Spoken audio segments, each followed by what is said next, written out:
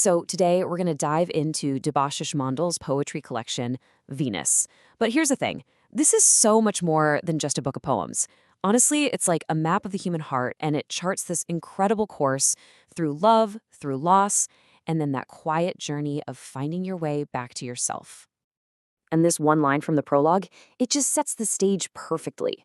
Right from the get-go, we're told this isn't about showing off or being clever. It's about necessity. For the poet, writing poetry is basically like breathing. It's survival. This image, before you even read a single word, just captures the whole mood.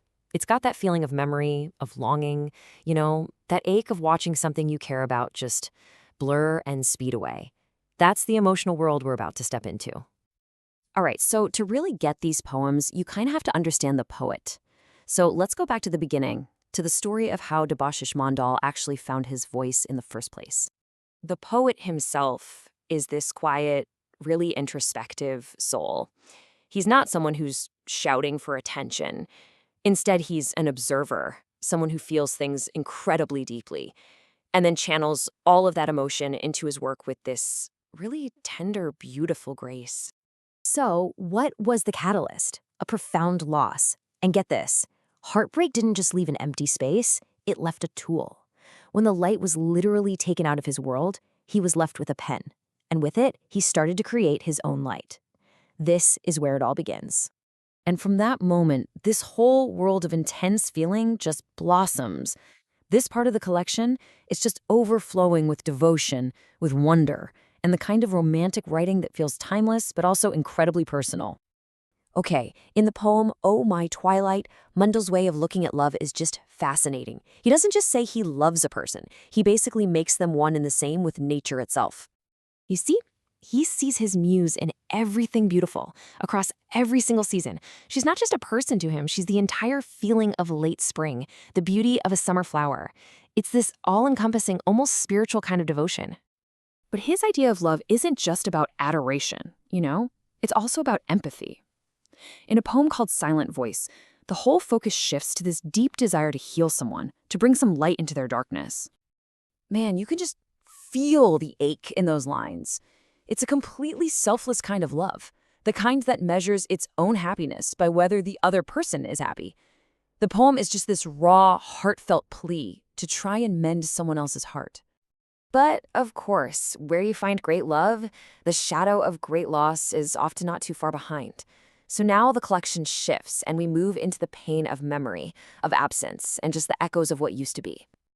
The book asks this question directly to the reader, and wow, is it a powerful one. It taps right into that universal feeling of holding on to a moment, or a what if, or someone who just slipped through your fingers. And that leads us to the poem, Do You Remember?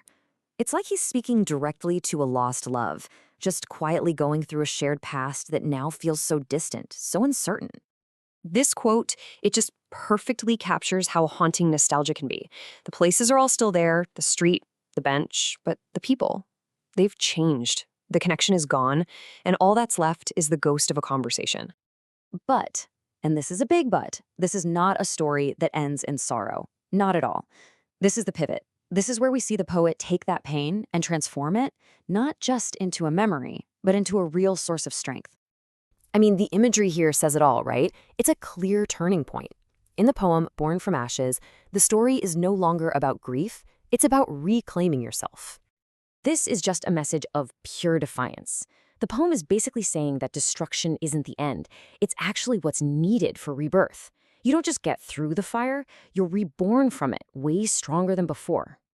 And then the poem, Metempsychosis of Thyself, takes that idea of rebirth and pushes it even further. It frames it as an active, intentional choice. It's not something that just happens to you. It's something you decide to do. See, it all comes down to taking control. It's that conscious decision to say, okay, that book is closed. Time to start a new one.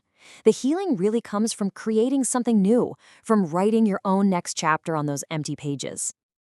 And this brings us to what might be the most important idea in the whole collection. Because while this is the poet's deeply personal journey, its real power is in how it holds up a mirror to our own lives. The book itself says it best. It's a mirror. As you read Mondol's story, you can't help but see pieces of your own story reflected back at you. Your own loves, your own losses, your own quiet moments of finding the strength to go on. So these are the threads that weave all the way through Venus. That feeling of unspoken desire, the bravery it takes to be vulnerable, the sharp sting of heartbreak, and then finally that little glimmer of hope and the quiet, tough power of resilience. I mean, this is the stuff of life, right? So we end with this beautiful, really thoughtful question that brings everything full circle. The poet wrote to the moon, a silent listener for all his pain and all his hope. And it leaves us wondering, who or what is our moon? What do we turn to when we just need to survive?